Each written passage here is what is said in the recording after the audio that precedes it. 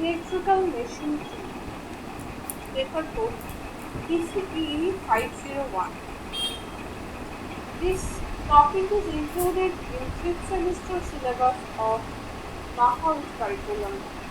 Myself, Punjul Banerjee, Assistant Professor of Electrical Engineering Department, Dr. Sudhir Chandra Sur Institute of Technology and Sports Complex.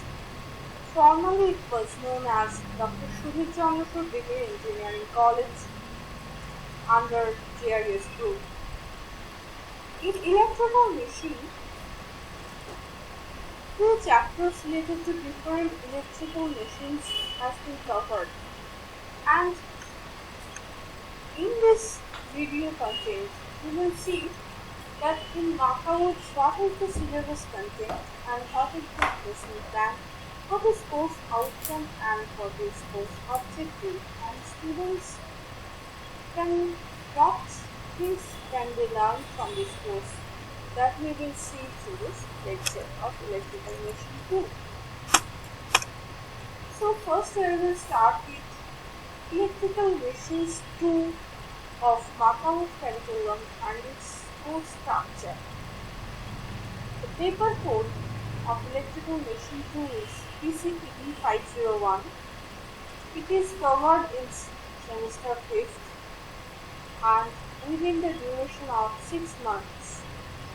Maximum marks of this paper is 100, and the teaching scheme here is theory of 3 lectures per week and credit point 3.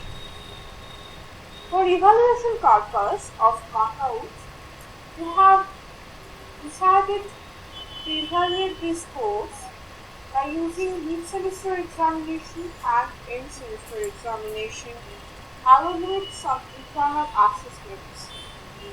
In mid-semester examination, it carries 15 marks, assignment and quiz carries 10 marks, attendance 5 marks, end-semester examination 70 marks. That means internal exam or internal assessment carries 30 marks and end semester or external evaluation carries 70 marks. Because 100 marks of evaluation is needed for getting passed with this electrical machine paper of electrical engineering. This is very important chapter or very important part of electrical engineering students. It is a basic core subject of electrical engineering.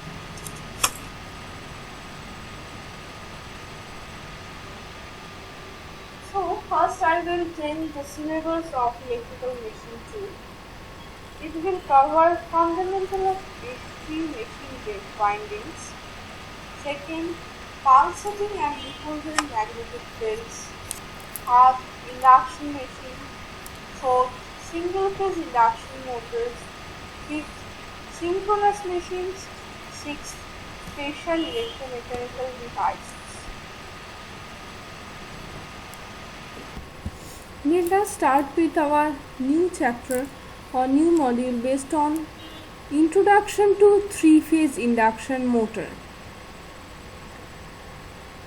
This is the beginning topic of electrical machines, and we can say that three-phase induction motor is very important for electrical engineering student, and it is the most widely used AC machines in case of electrical machines, and it is very commonly used for industrial drives. Since it is cheap, robust and efficient and reliable, it has good speed regulations and high starting torque. It requires less maintenance. It has reasonable overload capacity. So let us start with our new module that is on three-phase induction motor. So, what is a motor? Motor basically a device which can convert electrical energy to mechanical energy. So induction motor is a such type of device where it receives electrical energy as input and output will be definitely mechanical. So most of the industrial loads are inductive, and especially for three-phase induction motors are widely used in industrial applications for continuous operation. And this is the basic image of three-phase induction motor. We can see that this is the outer frame of the three-phase induction motor. This is the terminal box, and this is the shaft part, and it is the cooling fan part. And this type of surface definitely tells us that this is the induction motor, nothing else. This kind of surface indicates us, just looking like this device, that this is the induction motor. Now this is the terminals of three-phase induction motor. Definitely this is three-phase type, so we can see there is three-phase terminals for connection is there. We can connect these motors by using star connected or delta connected. So that will be the motor part. We can connect its supply with these terminals. Definitely that is showing here. Now this is the cut view of three-phase induction motor. In this cut view we can see the stator part. We can see the rotor part, the rotating part of the machine. We can see the driving end, that means where we can connect the load. This is the non-driving end. Definitely it is the opposite part of the driving end, and here mainly the fans are collected for cooling purposes. This is the stator windings. We can see these are the stator windings, and this is the rotor where rotor bars are slightly skewed. See, this is the skewing structure of rotor bars. Okay, so let us start with our topic, that is the component of three-phase induction motor. So first of all, frame. Frame means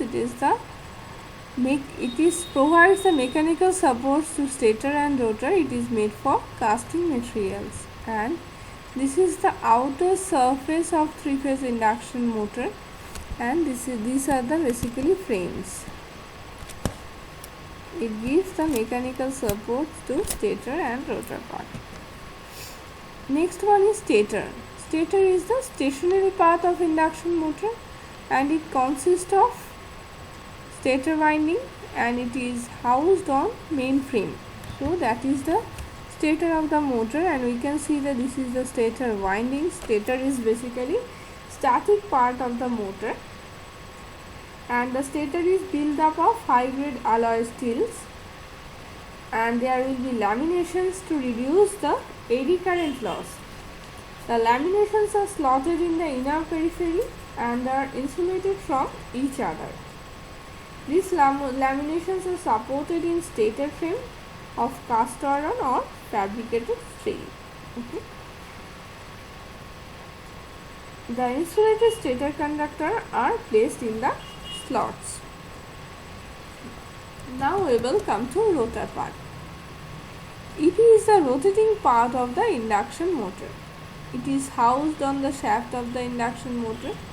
It has two ends. One is called driving end, another is called non-driving end. You can see this is our driving end, this one, and this is our non-driving end. Mechanical load is connected on the driving end, while cooling fan is connected on the non-driving end. Now both the ends are connected with bearings for free rotations, means of reduced friction losses. Then arrangement of the rotor of induction motor is shown also here. This is the rotor structure and this is rotor shaft. It is connected.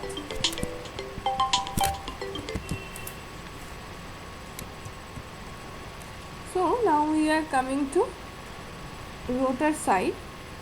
Basically, induction motor rotors can be two types. One is squirrel cage type rotor, another one is slip ring type or wound rotors. And the rotors are built up of laminations of the same material like stator, and the laminated cylindrical core is mounted directly on the shaft or a spider carried by the shaft. These laminations are slotted on their outer periphery to receive the rotor conductors. There are two types of induction motors. Definitely we know, that is squirrel cage type and another one is slip ring type. So these are the image of rotor and stator winding of the three-phase induction motor. We can see this is the rotor bar structured rotor, and these are the stator part where laminations we can see. These are the laminated stator windings, and this is the stamping of three-phase induction motor. We can see that the stator yoke is made of iron. This is this part, this solid part is the stator yoke, and there is a slots are there. In the slot there is stator conductors, and then there is rotor structure, and there is also slots of in the rotor structure and where the rotor conductors are put. And these rotor conductors are shorted with end rings. This is the end ring structure, and this is our rotor core, again made of iron material. Now this is the assembly of three-phase induction motor. We assembling all these components together, and that will form our three-phase induction motor structure. So we can see this is our frame of the three-phase induction motor, and the nameplate is put here. That means all the specifications will be given. This is the eye bolt. That means through this eye bolt we can look inside of the three-phase induction motor. This is the terminal box where we can connect the three-phase connections like star connected or delta connected. This is stator windings. These are the windings actually. Then this is the frame.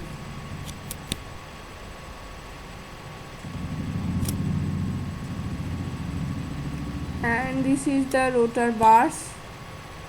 This is bar rotor.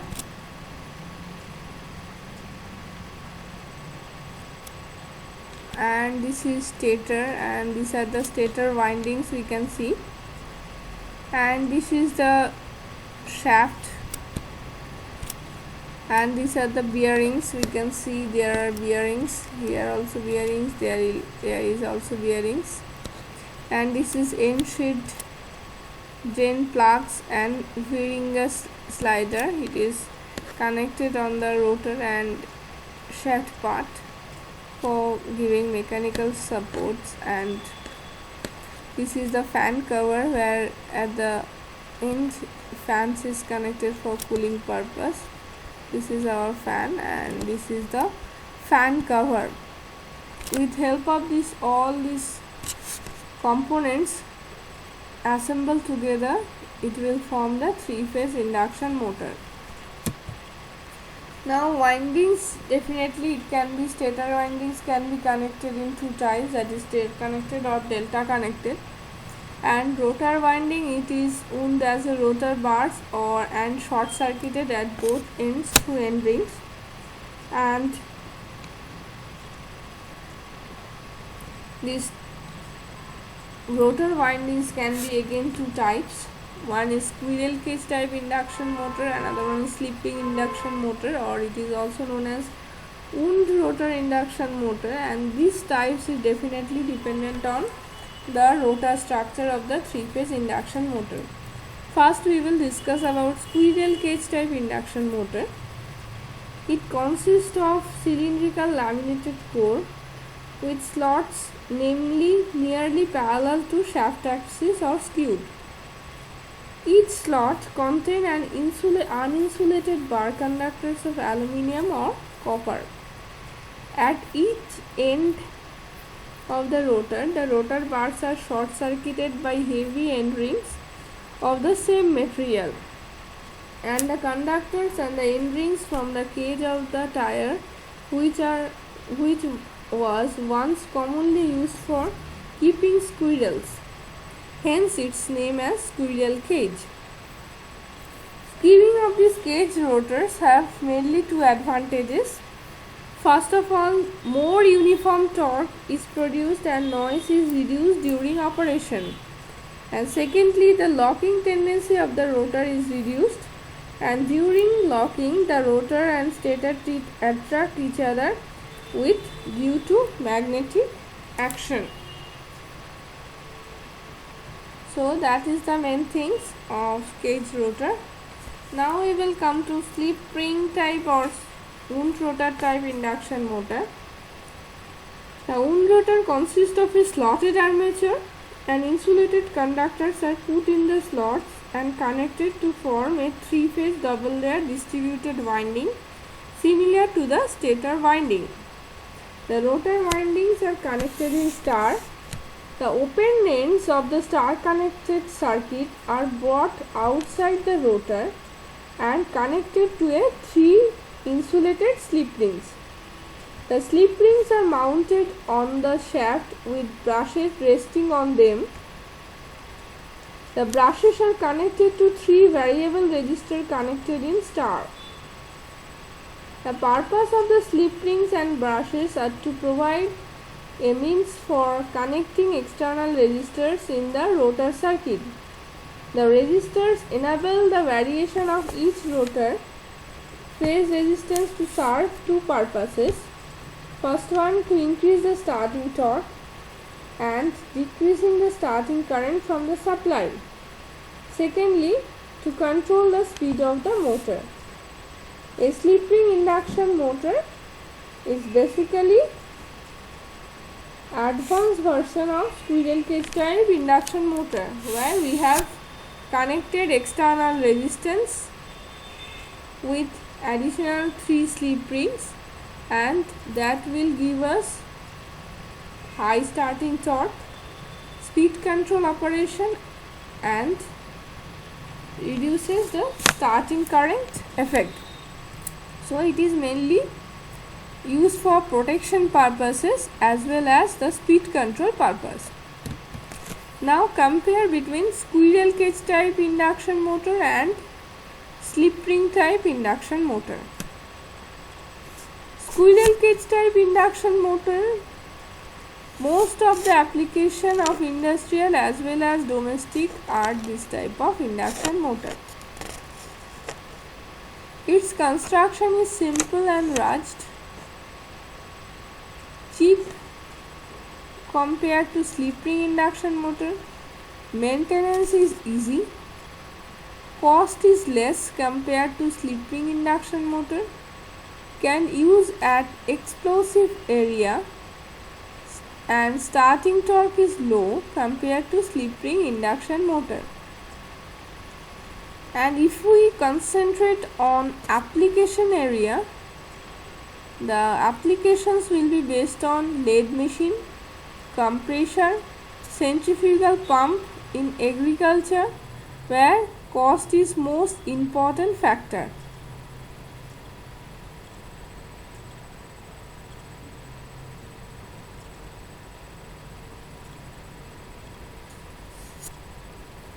So these are the main purposes of squirrel cage type induction motor. We have to remember that squirrel cage induction motor is very simple, less maintenance, robust and cheap, but it has high starting torque, and speed control is not possible by itself. So definitely those problems can be solved in case of slip ring induction motors, but the cost will be higher if we concentrate on slip ring induction motor indeed. So we will now concentrate on slip ring induction motor. In slip ring induction motor, it has high starting torque compared to squirrel cage induction motor. Construction is complicated. Definitely we are adding slip rings, and in the slip rings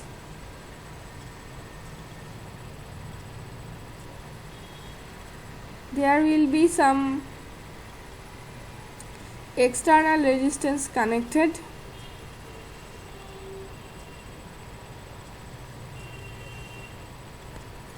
and in this external resistance we have mainly advantage on high starting torque, less starting current, speed control possible, and definitely it will protect the machine from damage of high starting current. Next, maintenance cost is higher compared to squirrel cage induction motor, and starter requires definitely compulsory, and it cannot use at explosive area, and that the reason is it is very costly. Its cost is much more higher than squirrel cage. So definitely where it is essential to use it, there is only used, and others areas squirrel cage induction motors are preferred over slip ring induction motor. So definitely this matters. So the application area is crane, hoist, lift, and where high starting torque is required, we are using this slip ring type induction motors.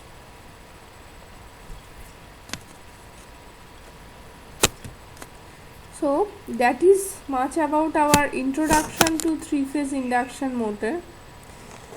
This topic is very important for electrical engineering students, and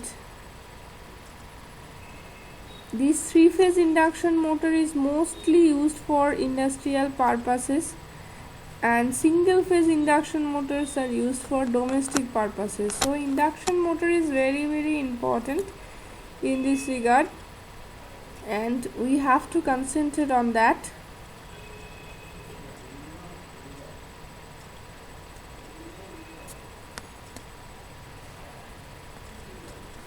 And we will definitely prefer that three-phase induction motor you all must study. I have taken with help of the book of Ashfaq Hussain of electrical machines. You can also go through the books of Nagraj Kothari of electrical machines, or Abhijit Chakraborty and Sudipta Nath electrical machines. Those books are also very helpful for three-phase induction motor study purpose, and for electrical engineering student it is must to study. So definitely study well for three-phase induction motor. Without the knowledge of three-phase induction motor, a portion of electrical machines will remain dark, because it is the most widely used machine in the industry, and also very important machine for use the domestic purpose also. The lift we are using, that is also used three-phase induction motor. Hoist, cranes, and all the daily purposes machines we are using, those are three-phase induction motors. So definitely I will tell that three-phase induction motor you must study and must keep on listening my lectures, and in next lecture I will concentrate on three-phase induction motor, another part. Thank you all for listening my lecture.